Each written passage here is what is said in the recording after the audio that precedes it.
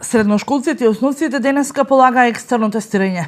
Екстерната проверка на постигнувањата на учениците и проверката на објективноста на оценувањето на наставниците ќе се реализира во периодот од 2 до 10 јуни.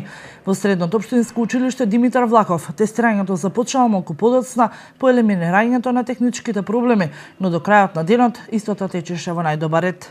Денес, како и во цела Република Македонија, започна екстерното тестирање кој ќе трае од денес па се до наредниот понеделник. Тоа започна во 9 часот, беше првата група на ученици, влегоа, а во 9:30 започнаа со екстерното. Но имаше кај нас мало закаснување, некои технички проблеми заради опремата. Почнавме со мало закаснување, но се одвива во овој момент нормално. Втората група ќе започне во 11 и нешто, рековме се закаснување, треба да биде 11 и по 1 час и потоа завршува.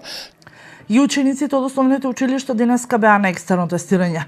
Нашата екипа утрово го посети основното училиште Никола Вапцаров, од каде информира дека навремено и без проблеми започнало тестирањето.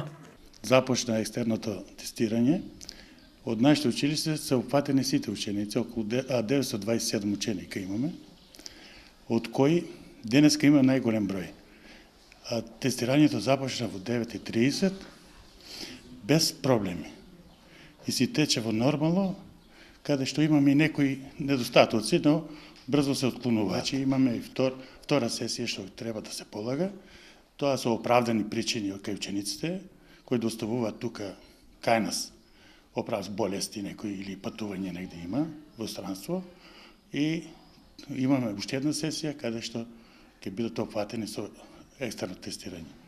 Тестирањето во сите училишта беше наблюдувано од страна на лица вработени во Министерството за образование и Министерството за одбрана.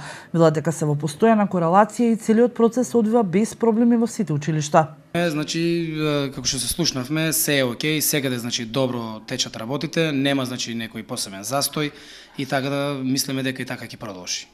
За секој предмет се генерирани прашања во зависност од неговата застапеност во наставниот план, односно бројот на часовите.